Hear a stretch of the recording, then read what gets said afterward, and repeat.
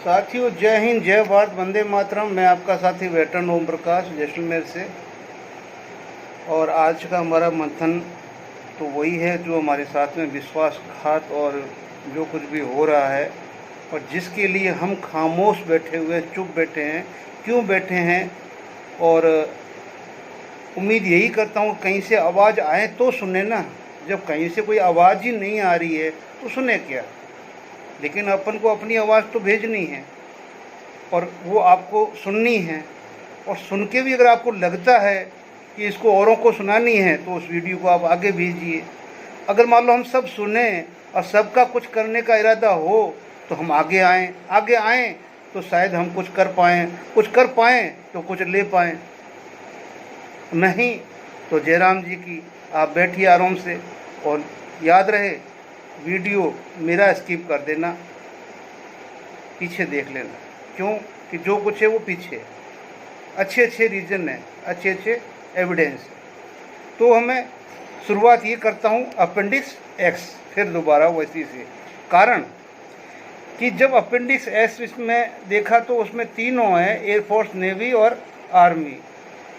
Army के अंदर तो सिपाही से लेकर ऑनररी कैप्टन, लेफ्टिनेंट तक, मतलब हर ग्रुप का जो टर्म्स एंगेजमेंट है एक का अलग अलग, एक रैंक का अलग अलग है। समझ गए आप? एयरफोर्स में जब आप जाओगे तो 3 पार्ट में मिलेगा। एक तो आपको मिलेगा सिपाही टू एनसीओ, ठीक है ना। एनसीओ भी कौन? वारंट अफसर से नीचे, सार्जेंट से नीचे। तो सार्जेंट से नीचे का टर्म्स कंडीशन 1998 है, लेकिन सार्जेंट से लेके मास्टर वारंट ऑफिसर तक सभी को कंडीशन 1985 से लागू की गई है। टर्म्स कंडीशन 1985 से, कहाँ 1998 से टिल। तो उससे मतलब 13 साल पहले वाले भी उस क्लबिंग में शामिल हो जाते हैं और उसको वो बेनिफिट मिलेगा। लेकिन बाकी एयरफोर्स और नेवी को 98 से ही आगे आपको देखना पड़ेगा अगर आप बाद में आए हैं तो। पहले वाले 98 से पहले देख सकते हैं, लेकिन यहाँ आप अपना 85 वाला ही टिल डेट तक बीच में नॉन स्टॉप अपना सीधा लाइन के अंदर घुस सकता है ORP 3 की टेबल के अंदर। अब यहाँ पर इनको रही नेवी का, तो नेवी को तो भाई मेरे समझ से बाहर है कि नेवी वाले पता नहीं ये कुछ करते भी हैं, नहीं करते हैं, या क्या है क्या नहीं है। जो हमारा देश है चारों तरफ से समुद्र से घिरा हुआ है, लेकिन आप देखिए इनका मतलब सी मैन या सिपाही कह दो अपना, सिपाही से लेके ऑनरी लेफ्टिनेंट कैप्टन तक सिर्फ एक ही 28 से 30। अगर वो सिपाही है तब भी 28 से 30, और ऑनरी मास्टर जो पेटी ऑफिसर या जो इनका mechanic officer, master mechanic officer कुछ भी बन जाए SM के बराबर, तो उसका भी 28 से 30। और वो लेफ्टिनेंट और कैप्टन बन गया तो भी उसका वेटेज 28 से 30। क्यों कि ट्रेड बहुत ज़्यादा है और उसको 28 और 30 में डिवाइड किया हुआ है। अब कौन से 30 में कौन से 28 में वो आप उसमें देखेंगे तो आपको समझ में आ जाएगा। लेकिन सिपाही से ऑनरी लेफ्टिनेंट कैप्टन तक एक ही ओनली। तो आप सोचिए जब तीनों का टर्म्स एंगेजमेंट अलग अलग है तो ये 1 रैंक 1 पेंशन कैसे हो गई भाइयों? इसका डेफिनेशन कोई हो सके तो मेरे को कमेंट्स में आप ज़रूर दें। अब आ जाते हैं हम ऑनरी लेफ्टिनेंट के लिए और कैप्टन के लिए। तो भाई सूबेदार मेजर जो बनते हैं तो सूबेदार मेजर तक आपका ग्रुप स्टैंड करता है। आप अम्यूनिशन टेक्नीशियन है, लैब टेक्नीशियन है, आप AIG है, आप HMT है, जो भी आपको मतलब जो आपका ग्रुप X से लेके Y तक तीनों ग्रुप आपके स्टैंड करते हैं। तो सूबेदार मेजर अगर आप है और आपको ऑनरी लेफ्टिनेंट नहीं मिला है और आप है जो 33 साल कर लेते हैं तो आप है जो 46,300 रुपये लेंगे। यानी कि 33 साल आप कर लेते हैं, सूबेदार मेजर कर लेते हैं तो आपको 46,300 रुपये मिलेंगे जो X ग्रुप के है। X ग्रुप मतलब S ग्रुप पे वालों, बाकी का X का अलग है और Y का अलग है। सूबेदार मेजर का बोल रहा हूँ। अब इन तीनों ग्रुपों का अगर मान लो कोई भी सूबेदार मेजर ऑनरी लेफ्टिनेंट बन गया तो उसको पहला घाटा हो गया, उसके ग्रुप पे को पे से आउट हो गया। वो एक्स ग्रुप पे में था वो उससे आउट हो गया। दूसरा घाटा वो हो गया कि अगर वो 30 साल में प्रमोट हुआ है, 34 साल तक नौकरी की है, तो भी उसको 98 के बाद वाले जितने भी है, ठीक है ना, उनको सभी को 30 साल से ज़्यादा का वेटेज नहीं मिलेगा।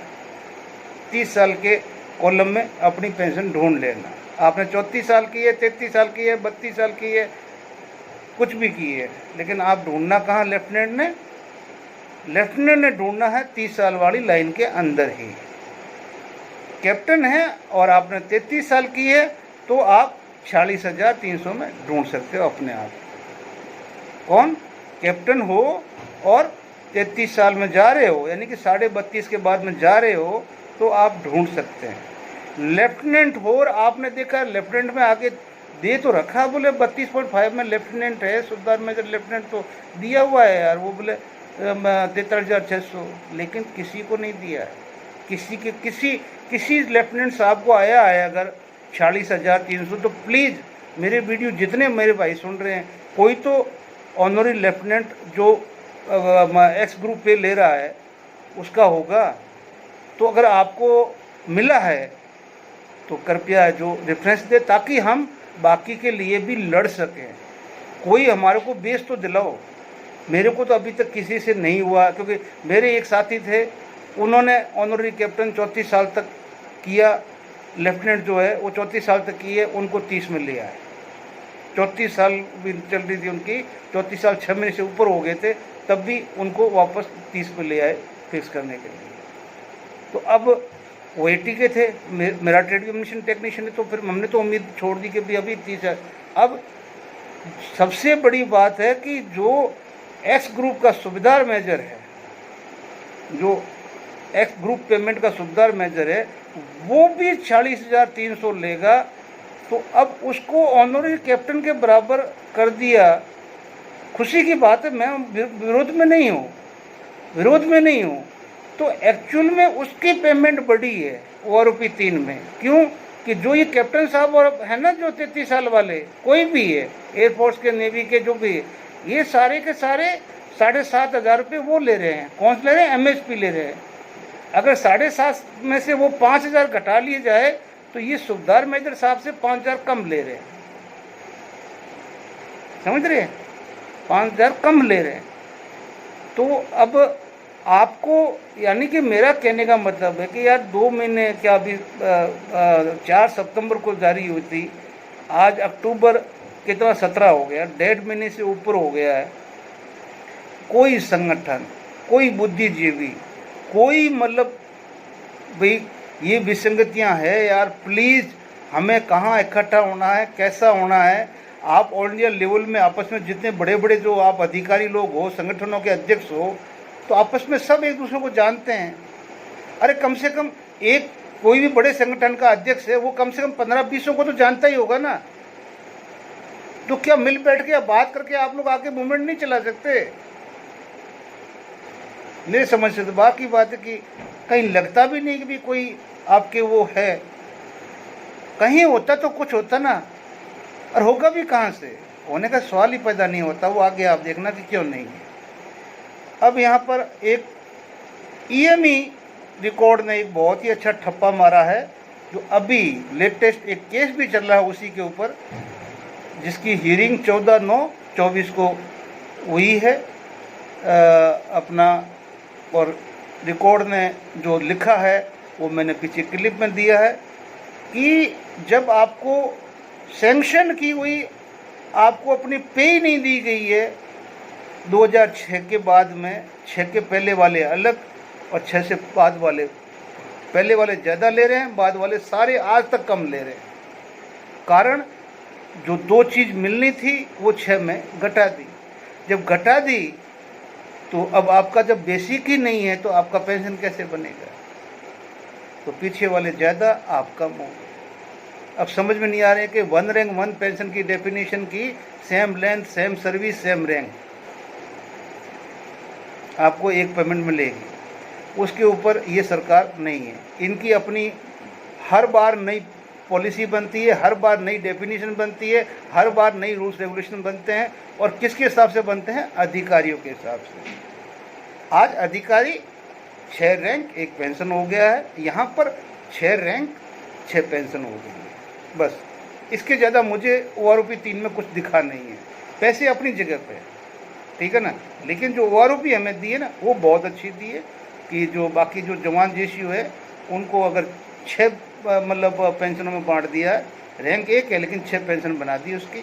और वहाँ अधिकारियों की 6 रैंकें थी और उठा। अगर कर्नल को आप जनरल की दे सकते तो यार नायब सूबेदार को सूबेदार मेजरी क्यों नहीं दे सकते? और सिपाही को हवलदारी क्यों नहीं दे सकते? क्या हो गया? उनको दे सकते, इनको क्यों नहीं दे सकते भाई? वही जो तुम्हें तकलीफ है वही इनको भी है, लेकिन इनकी तकलीफ आपको कभी समझ में नहीं आएगी। और हमारे अंदर वो कुव्वत है ही नहीं बिल्कुल ही, क्योंकि हमने ज़िंदगी में yes sir yes sir yes sir yes sir, no sir करना हमने कभी सीखा नहीं। इसलिए आज भी जितने भी बाहर बैठे हुए हैं सिर्फ यस सर के सिवा उनको नो सर आता नहीं है। और जब तक नो सर नहीं आएगा तब तक आप लोग ऐसे ही पिटते रहेंगे और मार खाते रहेंगे। आप फिर यस सर भी बोलते रहोगे और बोलो यस सर। OROP 3 भी ठीक है, 4 भी आएगी। साला 3% DA बढ़ा, अश्विनी वैष्णव बाहर आया और प्रेस कॉन्फ्रेंस कर रहा है। OROP 3 की 10 दिन तक प्रेस कॉन्फ्रेंस का छोड़िए। हरियाणा में मोदी जी ने बताया आपको OROP 3 दे दी, इतना हज़ार कहा गया। रक्षा मंत्री की हिम्मत नहीं हुई कि जो कह सके कि वो एक प्रेस नोट रिलीज नहीं हो सका, समझे आप? और यहाँ 3% की बल्ले बल्ले चल रही है, बल्ले बल्ले बल्ले बल्ले दिवाली से पहले। तो क्या वो किया क्या? आपका हक था। और जब से भारत देश आज़ाद हुआ है जो प्रोसेस बनाए हुए तब से मिल रहा है। ये क्या नया है? मतलब एक नया, ये 3% आपको नया कोई दीपावली के लिए दिया क्या? महंगाई भत्ते से अलग से दिया कुछ क्या?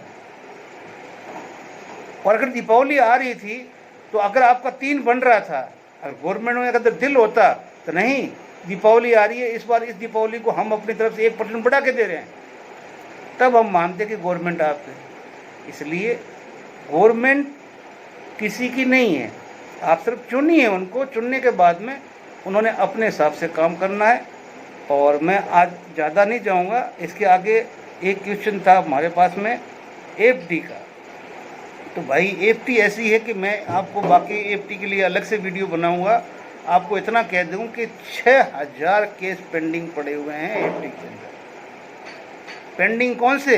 जो AFT ने फैसला दे दिया है लेकिन गवर्नमेंट ऑफ इंडिया ने नहीं माना है, ठीक है ना, गवर्नमेंट नहीं माना है।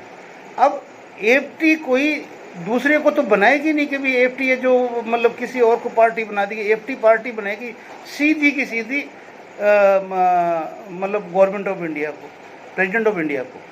अब प्रेसिडेंट ऑफ इंडिया के नीचे गवर्नमेंट काम कर रही है, वो गवर्नमेंट को देगी, गवर्नमेंट MOD को देगी। अब जो बॉडी MOD को दी गई है कि तुम अपने इंटरनल मामले इसी में सुलझाओ जाओ और इसी को अपना फिनिश करो, हम तक मत आने दो और कोर्टों में मत जाने दो, वही MOD खड़ी होती है इस केसों के अगेंस्ट में। एक सिपाही को अगर मान लो कोई मेडिकल का अलाउंस सैंक्शन कर दिया है 2019 के अंदर, तो आज खड़ी है अगेंस्ट में कि हम नहीं देंगे। बंडल बांध के कमांड वाइज भेज दी और हर कमांड के अंदर जो हाई कोर्ट पड़ता है उसके अंदर अपोजिट पेटिशन डाल दो। अब AFT किसकी? MOD की, क्योंकि कानून मंत्रालय की वो है नहीं। जैसे कैट है हमारे सेंट्रल जो एडमिनिस्ट्रेशन जो सिविल एडमिनिस्ट्रेशन ट्रिब्यूनल हमारा है, तो ये तो कानून मंत्रालय में आता है। इसमें जो सिटिंग जज बैठता है वो ऑन एक्टिव सर्विस वाला बैठता है। अब वहाँ सब पेंशनर ही बैठे हुए हैं, चाहे वो एडमिनिस्ट्रेटिव मेंबर हो और चाहे रिटायर्ड जज हो। उनको एक पावर ऑफ अटॉर्नी दे रखी है आदेश पारित करने के लिए, लेकिन अब वो गवर्नमेंट ऑफ इंडिया को तो निर्देश नहीं दे सकते। ये तो क्लियर कर दिया हाई कोर्ट ने आज से 20 दिन पहले, जब 100 की 100 पेटिशन उठा के बाहर फेंक दी थी आपकी ये जो 12 साल वाला 15 साल वाला आपका कम्यूट वाला मैटर के अंदर। हो गया ना मामला साफ आपका। तो इसके बारे में आगे अलग से AFT के बारे में चर्चा करेंगे, लेकिन अभी मैं बोल रहा हूँ कि जग जाओ मेरे भाइयों ये बहुत बड़ा धोखा है और इस धोखे का इफ़ेक्ट आपकी ये जस्ट कुछ नहीं, दिसंबर आ गया है और अगले 26/1 को आपकी लागू है 8वां पे कमीशन। चाहे पे कमीशन दे चाहे कुछ दे, पब्लिक रुकेगी नहीं, पब्लिक तो मांगेगी। इस गवर्नमेंट ने देना भी कुछ नहीं है, लेकिन इसका इफेक्ट आपकी जब उस पर पड़ेगा, थप्पड़ ऐसा लगेगा तो सिवाय रोने के सिवा कुछ नहीं है। जय हिंद, जय भारत, वंदे मातरम। वीडियो अच्छा लगे तो कम से कम बाकी लोगों को भेजो, ठीक है ना। मेरा थोपड़ा अच्छा नहीं है, आप सब्सक्राइब करो या मत करो, लेकिन इसको आगे तक तो बढ़ाओ कम से कम भाई। और सब्सक्राइबर कर भी लोगे तो कोई ऐसा नहीं कि मैंने आपको कसम दी है कि ना भाई ऐसा काम मत करना, ठीक है ना, ऐसा काम मत करना, पाप लगेगा। अरे पाप नहीं लगेगा भाई, मुझे भी तो लगेगा कि भाई हाँ इतने लोग मुझे देख रहे हैं, मैं कर रहा हूँ, ठीक है भाई। हाँ ठीक है, वीडियो जब ऊपर तक जाता है तो मुझे लगता है भाई इतने लोगों ने देखा है। लेकिन मेरे जो सब्सक्राइब करने वाले फिर जैसे हार्ट में होता है ना कि नहीं ये मेरे आदमी है, ये मुझे सब्सक्राइब करने वाले मेरे अपने आदमी हैं, तो नहीं कहता हूँ तो मेरी अपनी है कि मैं नहीं कहता हूँ, ठीक है ना। लेकिन वो अब आपके ऊपर डिपेंड करता है। गलत बोलता हूँ जब आप मुझे गाली देने का हक रखते हो, मुझे टोकने का हक रखते हो, तो आप मुझे सब्सक्राइब करने का भी हक रखते हो और मैं भी हक रखता हूँ।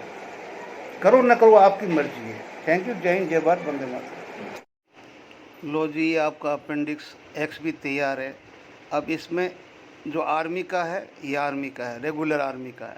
अब इसमें हर रैंक की अलग अलग दी हुई है, हर रैंक की अलग अलग दी हुई है, ठीक है ना। हर रैंक का मतलब कि ऑनररी कैप्टन तक का अलग अलग दिया हुआ है, ठीक है ना। लेकिन अलग अलग में भी सब आप के पास में है, मैं ज़्यादा नहीं बोलूँगा। लेकिन यहाँ सबसे बड़ा नुकसान जो हो रहा है वो किसको हो रहा है, जो सूबेदार मेजर बन गया, बनने के बाद में अगर वो 30 साल में बना है, मतलब 30वें साल में बनना है, तो वो 34वें साल तक नौकरी की है तो भी उसको 21 से 30 तक आना पड़ेगा सूबेदार मेजर ऑनरी लेफ्टिनेंट को। यानी कि ऑनरी लेफ्टिनेंट है तो उसको है जो 30 साल में आना पड़ेगा, समझ गए आप। अगर उसके बाद में अगर सूबेदार मेजर ऑनरी कैप्टन है तो वो है जो 98 से पहले 32 साल में वापस चला आएगा, और अगर वो 33 साल या कर लेता है तो है जो 33 साल में 98 के बाद में उसका 33 साल में काउंट हो जाएगा 46,300 में। लेकिन अगर वो 30 में मतलब चला जाएगा, अगर वो किसी भी ग्रुप का है। अब यहाँ सूबेदार मेजर बनने के बाद में ग्रुप तो होते हैं। अब ग्रुप मैंने बात ये कि ऑनररी आने के बाद में सूबेदार मेजर को नुकसान क्या क्या हुआ कि जैसे ही ऑनररी आ गई सबसे पहले तो वो लेफ्टिनेंट बन गया। लेफ्टिनेंट बनते ही उसका ग्रुप का जो बेनिफिट था वो ख़त्म हो गया, चाहे वो एक्स ग्रुप पे का था, चाहे वो एस ग्रुप का था, चाहे वाई ग्रुप का था, तो वो जो वेरिएशन था वो भी ख़त्म हो गया, एक पेमेंट में आ गया। आने के बाद में लेफ्टिनेंट है तो अगर वो 30 साल में लेफ्टिनेंट बना है तो 34 साल नौकरी किया ग्राउंड के अंदर। लेकिन वो अगर यहाँ पर बताया गया कि भाई आप ये बताया गया कि 30/5/98 टू टिल डेट में हो तो आपको है जो 21 से 30 ईयर मिलेगा, यानी कि 34 साल नौकरी की है और आपको फिक्स कहाँ पे किया जाएगा, 30 साल वाली पेंशन आपको OROP में मिलेगी। अब आपके समझ में आए तो अच्छी बात है, और नहीं आए तो फिर मेरे पास तो कोई इलाज नहीं मेरे भाइयों। लेकिन यहाँ मैं आपको एक चीज़ और भी दिखाना चाहता हूँ, और वो क्या है कि आप देखो इस हमारे भाई नेवी वालों की। अब नेवी वालों का आप कोई भी देख लो, ठीक है ना, 98 से टिल डेट से 28-30 28-30 28-30 28-30 28-30 28-30 28-30, ठीक है ना। और यहाँ तक कि जो मास्टर चीफ पेटी ऑफिसर मतलब कि जो मतलब वो है 30 साल, मतलब उसका भी 28-30, ठीक है ना, 28-30, ठीक है ना, ये सारा दिया हुआ है।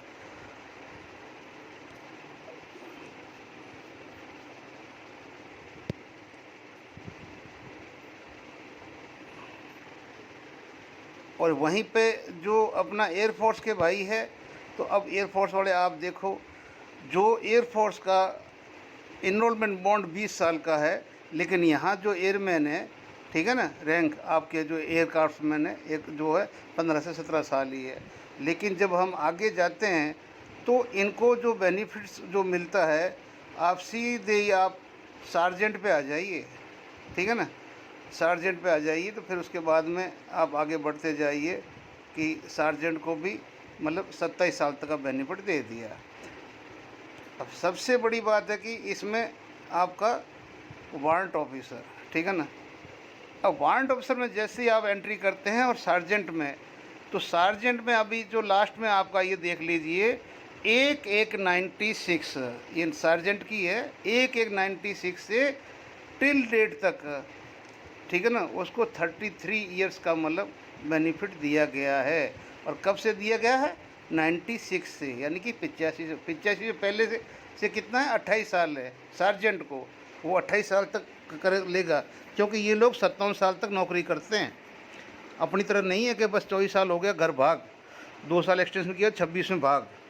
तो ये अपना नौकरी करते हैं, और नौकरी करते हैं तो इनको पीछे से भी अभी जो 86 वालों को भी बेनिफिट दे दिया 33 साल तक का, और बोलिए बाकी को 98 के बाद में रखा गया है। नेवी को तो धोखे ही रख दिया बिल्कुल ही, कि नेवी का तो जो कमीशन अफसर है ना, ऑनरी लेफ्टिनेंट और कैप्टन, वो भी 30 साल के अंदर ही है, 30 साल बार है ही नहीं। कैप्टन है वो भी 30 साल ही नेवी का, ठीक है ना। नेवी का कैप्टन है ना, वो भी 30 साल ही है, ठीक है ना।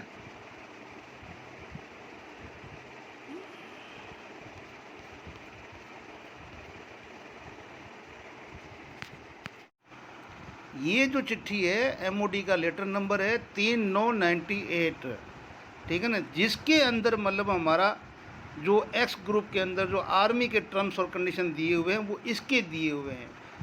नेवी एयरफोर्स के कहाँ हैं ये मुझे पता नहीं है, ठीक है ना, लेकिन ये मैं कंफर्म बोल रहा हूँ कि ये 3 सितंबर 1998 का जो चिट्ठी है, और उसका नंबर है F14398 DAG, ठीक है। भारत सरकार, गवर्नमेंट ऑफ इंडिया, रक्षा मंत्रालय, ministry of defence, new Delhi 110011, ठीक है ना, 3 सितंबर 1998।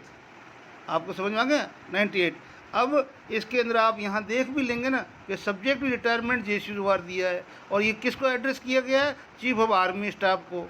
अब एयरफोर्स नेवी का क्या हुआ है ये हमें पता नहीं है, लेकिन इसमें क्लियर वो लिख क्या रहा है joint secretary, sir I am directed to refer to paragraph 6 of ministry of personnel and public grievances and pension department of training OM, जो डेट दे रहा है 97 establish date 3/5/98, 13/5/98, and this ministry letter number जो अभी आ रहा है number 14398 DCAG dated 30 मई 98। ये 30 मई 98 यानी कि मई 98 आपको हमारे जो आप देखोगे ना एक्स में जो हमारी लिमिटेशन के अंदर, तो मई 98 के आफ्टर बाद में टिल डेट ये लिखा हुआ है। तो आप सोचो कि ये चिट्ठी वहाँ पे स्टैंड की गई है, and to cover the sanction of the president of the laying down of the following revise terms of engagement, यानी कि टर्म्स ऑफ इंगेजमेंट का ये चिट्ठी था। अब आप सोचिए कि ये चिट्ठी क्यों एक्स में शामिल की गई, एयरफोर्स की कौन सी चिट्ठी थी, नेवी की कौन सी चिट्ठी थी, किसका क्या टर्म, ये क्या घपला है क्या नहीं है, इसका पता चलेगा आपको जब आपका 8th पे कमीशन के लिए कुछ होगा, यानी कि 10 साल के बाद में कुछ तो होगा ही होगा। ये तो नहीं कि भाई 8th पे कमीशन नहीं हो सकता है, तो आपको हो सकता है फिटमेंट फैक्टर दे या कोई और जो भी फॉर्मूले से दे, लेकिन जब आपको तगड़ा थप्पड़ लगेगा तब आप सिवाय उस मछली की तरह जो पानी के बिना वो मरती है ना, वैसे आप कुछ देर के लिए तड़पड़ाओगे और उसके बाद में जय राम जी की, और कुछ नहीं है। क्यों कि आज आपको किसी को दिखाई नहीं दे रहा कि आपके साथ में हुआ क्या है। आज 2 महीने हो गए हैं लेकिन कहीं कोई आवाज़ नहीं है, सुगबुगाहट नहीं है। बड़े बड़े धुरंधर फन्ने खां अभी भी वो 555 को लेके बैठे हुए हैं। 555 का वो अपेंडिक्स 98 का रेफरेंस और 98 को उठा के लेके गए 1958 के अंदर। तो मेरी बात अभी आपको समझ में नहीं आ रही है, लेकिन जिस दिन आपका पे कमीशन आ जाएगा उस दिन सिवाय बड़े बड़े आंसू के सिवा आपके हाथ में कुछ नहीं होगा। ये बात मेरी गांठ बांध के रख लेना। साथियों, एक ग्रीवेंस मिला है जिसमें एक बात कही कि जैसे कि विद्युत की OROP 3 में पेंशन क्यों नहीं बढ़ा का कारण पहले ही पब्लिश हो चुका है, पर अब जो PAOR ने इस पर मोहर लगा दी। ये मतलब जो शिकायत है ये EME सिकंदराबाद की है, PAOR की। और यहाँ पर सबसे पहले ही मतलब ये बहुत ही अच्छी बात कह रहे हैं कि करेक्टली PO है सो ACP Nayak grade pay 2800 as it is already discussed in parliament in some other way and accepted by army headquarters but actually not paid on ground first and main reason for non benefit in OR3। यानी कि जो नायक से हमारी जो start होती है तो सबसे पहले जो हमारी ACP जब शुरू हुई थी तो इसको मतलब SBA का मतलब ये पार्लियामेंट में डिबेट होकर सब कुछ होकर ये 2800 ACP के साथ में फिक्स की थी, लेकिन वो ग्राउंड में नहीं दी गई। उसके बाद में already honourable AFT granted minimum basic pay of 8560 in grade pay 2800। Then how basic pay fix are 7,270, which is second reason for non-benefit of OROP 3। दूसरा AFT ने भी इस चीज़ को बोल चुकी है कि भी इसका जो फिक्सेशन होना चाहिए 8,560 होना चाहिए, लेकिन आपने जो उसका फिक्सेशन है जो 7,270 पे किया है, तो ये दूसरा कारण वो ये बन जाता है। यहाँ कई चीज़ें बोलते हैं और यहाँ पर MSCP 3 के लिए बोलते हैं कि MSCP जो 3 है वो नायक सुधार is a gazetted rank and it's grade pay 4800 revised पे level 8 with minimum basic payment 47,600। Final hearing schedule on 14 नवंबर 2024, जिसकी अभी फाइनल हियरिंग भी होने वाली है 14 नवंबर को। अब इसके अंदर एक चीज़ और भी आती है कि इस काउंटिंग के अंदर जैसे इन लोगों ने बात की है कि भी ग्रेड पे इसमें कैसे मिला दिया, तो यहाँ पर जो अधिकारी है जो ACDA का वो हैज़ सीन, ये रिमार्क लिख रहा है यहाँ पे, आप देख रहे हो ये रिमार्क, देखिए आप ये रिमार्क, ठीक है ना। ACDA हैज़ सीन, इसका मतलब है कि जो कैलकुलेशन जो की है वो सही की है। अब यहाँ सबसे बड़ी बात यही है कि भाइयों जो चीज़ आपको स्वीकार थी उसको आपको अपने बेसिक में नहीं दिया तो आप नीचे आ गए, ठीक है ना। तो इसमें मतलब एक और एक सर्विस के दौरान 1/1/2006 को न्यूनतम वेतन का लाभ नहीं मिलना एक बड़ा कारण है। दरअसल जो सैनिक पिछले वर्षों से रिटायर हुए वे लगभग 1976 में भर्ती हुए थे और अपने जूनियर से कम वेतन पा रहे हैं। उदाहरण के लिए 1996 में भर्ती हुए एक हवलदार का बेसिक पे 1 जनवरी 2006 को 8,560, वो कैसे था 40,000 इंटू 1.80 और ग्रेड पे 2800 था, जबकि 19 के बाद प्रमोटर हवलदार को 8,500 से भी कम वेतन मिला है। तो उनकी वेतन कैसे बढ़ेगी? इससे साफ है कि वर्षों से रिटायर हुए आर्मड फोर्सेस पर्सनल अपने जूनियर्स की तुलना में कम वेतन या न्यूनतम बेसिक पे के ऊपर इंक्रीमेंट का लाभ नहीं ले पा रहे हैं। जब तक 1 जनवरी 2006 से न्यूनतम वेतन प्लस इंक्रीमेंट का समाधान नहीं होता, यह असमानता ORP गणनाओं में प्रभावित करती रहेगी, जिससे सुधार करना बहुत ज़रूरी है। अब आपको समझ में आया कि ये हम क्यों बोलते हैं कि 2006 में ही हमारे को हमारा रोग काट दिया था इन्होंने, और वो रोग अभी भी कटा हुआ है। तो इसलिए अब बोलता कोई नहीं है, ढूंढता कोई नहीं है, आवाज़ कोई नहीं उठाता है, सरकार तक कोई नहीं पहुंचाता है, लेकिन अब ये ठीक होगा तो होगा कैसे? अब मैंने ये आपको एक टेबल बना के पहले भी वीडियो में दी थी। तो जब हमारे आर्मी के तीनों सेक्शन है, तीनों सेक्शन के अंदर जो ये अपेंडिक्स एक्स है, तीनों के तीनों में ही जो टर्म्स कंडीशन है या टर्म्स जो इंगेजमेंट है, तीनों का ही अलग अलग है। तो फिर ये 1 रैंक 1 पेंशन हम एक कैसे हो सकते हैं भाई? आर्मी का अलग दिया हुआ जो मैंने आपको पूरा विस्तृत पूरा बताया, नेवी का तो बिल्कुल सी मैन से लेके और सूबेदार मेजर तक 28 से 30 तक है, और जो एयरफोर्स का है उनका बेस ईयर ही 1985 से उनको फ़ायदा दिया गया है, बाकी को आफ्टर 1998 दिया गया है। वो 98 के बाद वाले अपना तलाश करेंगे ORP 3 के अंदर 98 से पहले वाले अलग करेंगे, ये 85 के बाद वाले अलग तय अपनी लाइनों में अपनी पेंशन ढूंढेंगे और 85 से पहले वाले अलग ढूंढेंगे। तो आप सोचिए कहाँ 98 और कहाँ 85, ठीक है ना, यानी कि 13 साल का पीछे से बेनिफिट देना तो समझ से बाहर की बात है। लेकिन फिर भी आपको समझ में नहीं आ रहा तो भी मैं क्या करूं भाई। जय हिंद जय भारत। जनरल साहब की सेना का एक आदमी भी आके अपनी हाजिरी लगा के और अपना OROP का आंदोलन जिंदा रखे हुए हैं। जय हिंद जय भारत। अब ये हमारे मेजर जनरल सतवीर साहब की जो ये अभी 5 आदमी खड़े हैं, यहाँ 2 खड़े हैं, इससे पहले एक फ़ोटो आया था वहाँ 1 आदमी खड़ा था उस दिन, 1 आदमी, यहाँ 3 आदमी खड़े हैं, ठीक है ना, और उसके बाद में यहाँ 4 खड़े हैं। तो इस तरह से ये टोटल 7 आदमी हैं और मेरे ख्याल से 7 के साथ ही ये NCO JCO ही होंगे, कंफर्म नहीं कह सकता हूँ। अब मुझे ये समझ में नहीं आता कि OROP 3 आए हुए इतना टाइम हो गया यार, इनको अच्छी तरह से पता चल चुका है कि OROP 3 के अंदर अधिकारियों ने अपनी 6 रैंक का एक पेंशन कर दिया, तो फिर भी इनको अगर समझ में नहीं आता है तो भैया अब जब ऐसे ऐसे इंसान अपने मालिकों का हुक्का भरने के लिए, चिलम भरने के लिए और अपना वफादारी निभाने के लिए हमारे भारत में बैठे हुए हैं, तो आप इंसाफ की आशा कैसे कर सकते हैं। ये तो 7 है, ऐसे करीब से कम 7 नहीं 7 लाख भी मिलेंगे और उससे भी ज़्यादा मिलेंगे। Thank you. अब भाइयों अगर छोटी सी बात में समझ में आ जाए तो आपको अच्छी बात है, ना आए तो कोई समझा नहीं सकता। ये भारतीय जनता पार्टी दिल्ली प्रदेश, भारतीय जनता पार्टी दिल्ली प्रदेश, समझ गए आप। और दिल्ली प्रदेश के अंदर है आपकी प्रिंसिपल बेंच FT की, क्या है, प्रिंसिपल बेंच FT की, जो अगर हिंदुस्तान में कहीं भी आपका मुकदमा नहीं लगता है तो भी प्रिंसिपल बेंच आपको मना नहीं करेंगी। आप एफिडेविट के साथ में रीज़न देते हुए प्रिंसिपल बेंच में जा सकते हो।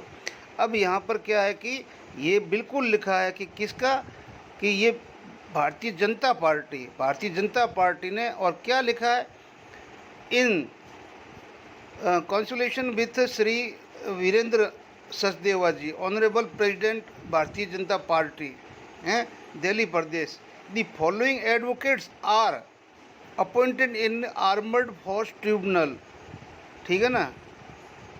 आप सोचिए, अब उसके अंदर ब्रिगेडियर GS यादव है, एक मेजर अपना सुरती रावत है और बाकी श्री और श्री जो भी है, ये मतलब सारे के सारे ये मतलब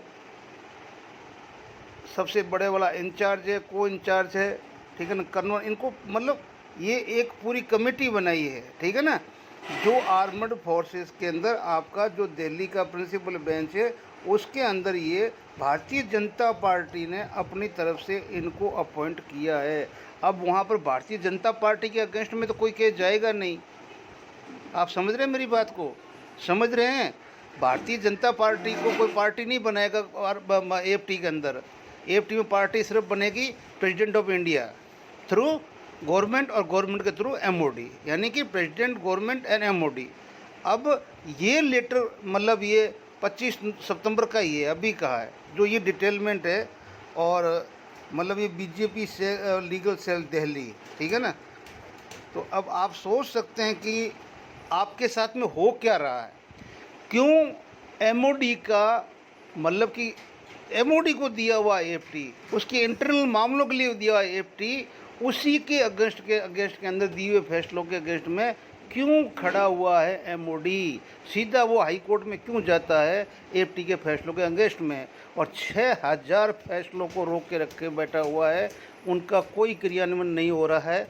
और उसका मेन कारण है ये है ब्रिगेडियर GS यादव जैसे BJP के अंधभक्त, ठीक है ना, और उसके साथ में देश के और भी बहुत ज़्यादा अंधभक्त जिनको राजनीति दिखती है लेकिन अपना खुद का बच्चों का भविष्य दिखाई नहीं देता है। जय हिंद जय भारत।